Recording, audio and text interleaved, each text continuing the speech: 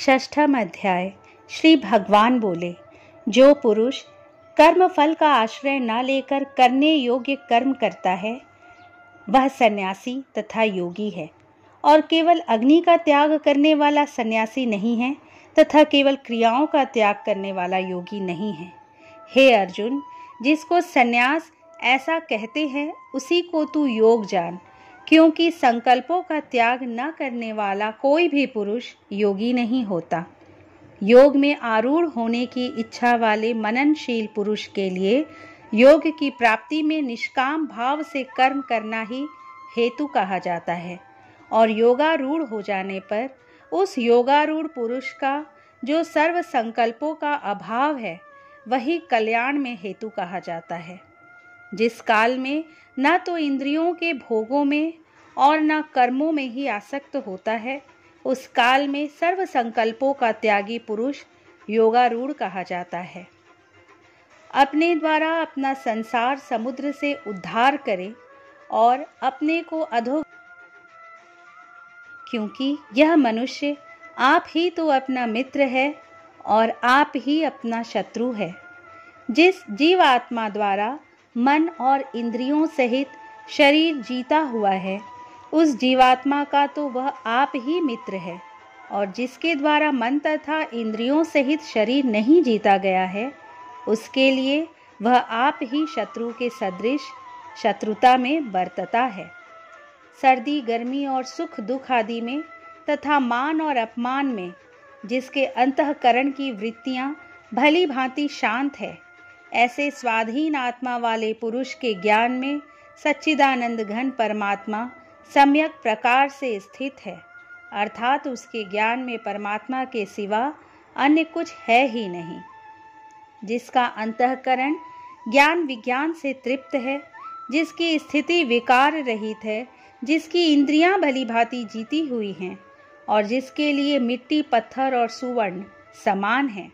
वह योगी युक्त अर्थात भगवत प्राप्त है, ऐसा कहा जाता है। सुहृद मित्र वैरी उदासीन मध्यस्थ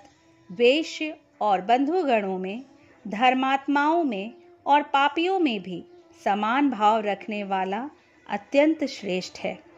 मन और इंद्रियों सहित शरीर को वश में रखने वाला आशा रहित और संग्रह रहित योगी अकेला ही एकांत स्थान में स्थित होकर आत्मा को निरंतर परमात्मा में लगावे। शुद्ध भूमि में जिसके ऊपर क्रमशः कुशा मृगछाला और वस्त्र बिछे हैं, जो न बहुत ऊंचा है और न बहुत नीचा, ऐसे अपने आसन को स्थिर स्थापन करके उस आसन पर बैठकर चित्त और इंद्रियों की क्रियाओं को वश में रखते हुए मन को एकाग्र करके अंतःकरण की शुद्धि के लिए योग का अभ्यास करें। काया सिर और गले को समान एवं अचल धारण करके और स्थिर होकर अपनी नासिका के अग्रभाग पर दृष्टि जमाकर अन्य दिशाओं को न देखता हुआ ब्रह्मचारी के व्रत में स्थित भय रहित तथा भली भांति शांत अंतःकरण वाला सावधान योगी मन को रोक कर मुझ में चित्त वाला और मेरे परायण होकर स्थित होवे। वश में किए हुए मन वाला योगी इस प्रकार आत्मा को निरंतर मुझ परमेश्वर के स्वरूप में लगाता हुआ मुझ में रहने वाली परमानंद की पराकाष्ठा रूप शांति को प्राप्त होता है। हे अर्जुन, यह योग न तो बहुत खाने वाले का, न बिल्कुल न खाने वाले का, न बहुत शयन करने के स्वभाव वाले का और न सदा जागने वाले का ही सिद्ध होता है। दुखों का नाश करने वाला योग तो यथा योग्य आहार विहार करने वाले का, कर्मों में यथा योग्य चेष्टा करने वाले का और यथा योग्य सोने तथा जागने वाले का ही सिद्ध होता है। अत्यंत वश में किया हुआ चित्त जिस काल में परमात्मा में ही भली भांति स्थित हो जाता है, उस काल में संपूर्ण भोगों से स्पृहा रहित पुरुष योगा युक्त है, ऐसा कहा जाता है। जिस प्रकार वायु रहित स्थान में स्थित दीपक चलायमान नहीं होता, वैसी ही उपमा परमात्मा के ध्यान में लगे हुए योगी के जीते हुए चित्त की कही गई है। योग के अभ्यास से निरुद्ध चित्त जिस अवस्था में उपराम हो जाता है और जिस अवस्था में परमात्मा के ध्यान से शुद्ध हुई सूक्ष्म बुद्धि द्वारा परमात्मा को साक्षात ग्रहण करता हुआ सच्चिदानंद घन परमात्मा में ही संतुष्ट रहता है। इंद्रियों से अतीत केवल शुद्ध हुई सूक्ष्म बुद्धि द्वारा ग्रहण करने योग्य जो अनंत आनंद है, उसको जिस अवस्था में अनुभव करता है और जिस अवस्था में स्थित यह योगी परमात्मा के स्वरूप से विचलित होता ही नहीं। परमात्मा की प्राप्ति रूप जिस लाभ को प्राप्त होकर उससे अधिक दूसरा कुछ भी लाभ नहीं मानता और परमात्मा प्राप्ति रूप जिस अवस्था में स्थित योगी बड़े बाहरी दुख से भी चलायमान नहीं होता, जो दुख रूप संसार के संयोग से रहित है तथा जिसका नाम योग है, उसको जानना चाहिए। वह योग न उकताए हुए अर्थात धैर्य और उत्साह युक्त चित्त से निश्चय पूर्वक करना कर्तव्य है। संकल्प से उत्पन्न होने वाली संपूर्ण कामनाओं को निश्चेष रूप से त्याग कर और मन के द्वारा इंद्रियों के समुदाय को सभी ओर से भली भांति रोक कर क्रम क्रम से अभ्यास करता हुआ उपरति को प्राप्त हो तथा धैर्य युक्त बुद्धि के द्वारा मन को परमात्मा में स्थित करके परमात्मा के सिवा और कुछ भी चिंतन न करे। यह स्थिर न रहने वाला और चंचल मन जिस जिस शब्द आदि विषय के निमित्त से संसार में विचरता है, उस विषय से रोक कर यानी हटाकर इसे बार बार परमात्मा में ही निरुद्ध करे, क्योंकि जिसका मन भली प्रकार शांत है, जो पाप से रहित है और जिसका रजोगुण शांत हो गया है,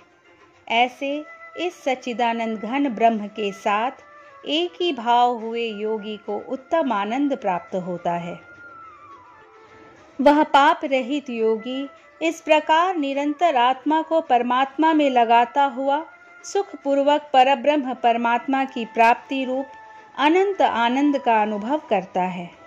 सर्वव्यापी अनंत चेतन में एक ही भाव से स्थिति रूप योग से युक्त आत्मा वाला तथा सब में सम भाव से देखने वाला योगी आत्मा को संपूर्ण भूतों में स्थित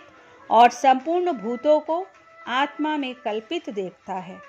जो पुरुष संपूर्ण भूतों में सबके आत्म रूप मुझ वासुदेव को ही व्यापक देखता है और संपूर्ण भूतों को मुझ वासुदेव के अंतर्गत देखता है, उसके लिए मैं अदृश्य नहीं होता और वह मेरे लिए अदृश्य नहीं होता।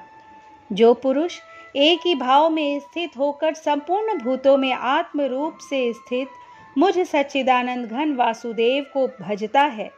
वह योगी सब प्रकार से बरतता हुआ भी मुझ में ही बरतता है। हे अर्जुन, जो योगी अपनी भांति संपूर्ण भूतों में सम देखता है और सुख अथवा दुख को भी सब में सम देखता है, वह योगी परम श्रेष्ठ माना गया है। अर्जुन बोले, हे मधुसूदन, जो यह योग आपने समभाव से कहा है, मन के चंचल होने से मैं इसकी नित्य स्थिति को नहीं देखता हूँ, क्योंकि हे कृष्ण, यह मन बड़ा चंचल प्रमथन स्वभाव वाला बड़ा दृढ़ और बलवान है, इसलिए उसका वश में करना मैं वायु को रोकने की भांति अत्यंत दुष्कर मानता हूँ।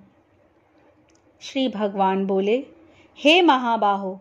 निसंदेह मन चंचल और कठिनता से वश में होने वाला है, परंतु हे कुंती पुत्र अर्जुन, यह अभ्यास और वैराग्य से वश में होता है। जिसका मन वश में किया हुआ नहीं है, ऐसे पुरुष द्वारा योग दुष्प्राप्य है और वश में किए हुए मन वाले प्रयत्नशील पुरुष द्वारा साधन से उसका प्राप्त होना सहज है। यह मेरा मत है। अर्जुन बोले, हे कृष्ण, जो योग में श्रद्धा रखने वाला है किंतु संयमी नहीं है, इस कारण जिसका मन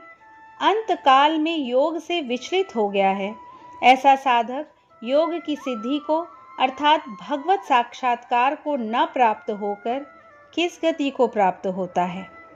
हे महाबाहो, क्या वह भगवत प्राप्ति के मार्ग में मोहित और आश्रय रहित पुरुष छिन्न भिन्न बादल की भांति दोनों ओर से भ्रष्ट होकर नष्ट तो नहीं हो जाता? हे कृष्ण, मेरे इस संशय को संपूर्ण रूप से छेदन करने के लिए आप ही योग्य हैं, क्योंकि आपके सिवा दूसरा इस संशय का छेदन करने वाला मिलना संभव नहीं है। श्री भगवान बोले, हे पार्थ,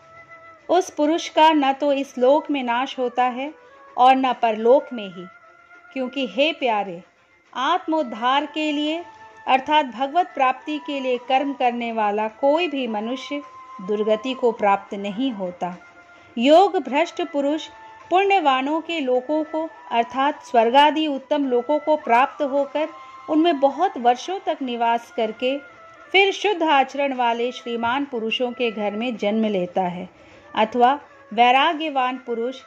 उन लोकों में न जाकर ज्ञानवान योगियों के ही कुल में जन्म लेता है। परंतु इस प्रकार का जो यह जन्म है सो संसार में निसंदेह अत्यंत दुर्लभ है। वहाँ उस पहले शरीर में संग्रह किए हुए बुद्धि संयोग को अर्थात समबुद्धि रूप योग के संस्कारों को अनायास ही प्राप्त हो जाता है, और हे कुरुनंदन, उसके प्रभाव से वह फिर परमात्मा की प्राप्ति रूप सिद्धि के लिए पहले से भी बढ़कर प्रयत्न करता है। वह श्रीमानों के घर में जन्म लेने वाला योग भ्रष्ट पराधीन हुआ भी उस पहले के अभ्यास से निसंदेह भगवान की ओर आकर्षित किया जाता है, तथा समबुद्धि रूप योग का जिज्ञासु भी वेद में कहे हुए सकाम कर्मों के फल को उल्लंघन कर जाता है। परंतु प्रयत्न पूर्वक अभ्यास करने वाला योगी तो पिछले अनेक जन्मों के संस्कार बल से इसी जन्म में संसिद्ध होकर संपूर्ण पापों से रहित हो फिर तत्काल ही परम गति को प्राप्त हो जाता है। योगी तपस्वियों से श्रेष्ठ है, शास्त्र ज्ञानियों से भी श्रेष्ठ माना गया है, और सकाम कर्म करने वालों से भी योगी श्रेष्ठ है। इससे हे अर्जुन, तू योगी हो। संपूर्ण योगियों में भी जो श्रद्धावान योगी मुझ में लगे हुए अंतरात्मा से मुझको निरंतर भजता है, वह योगी मुझे परम श्रेष्ठ मान्य है। इस प्रकार श्री कृष्ण अर्जुन संवाद में आत्म संयम योग नामक 6वां अध्याय संपूर्ण हुआ। दोस्तों, यदि ये वीडियो पसंद आए तो प्लीज़ इसे लाइक कीजिए, शेयर कीजिए, और अगर अब तक सब्सक्राइब नहीं किए तो प्लीज़ सब्सक्राइब भी कर लीजिए। कल श्रीमद् भगवद गीता के 7वें अध्याय के साथ आपसे फिर मिलूंगी। जय श्री कृष्ण।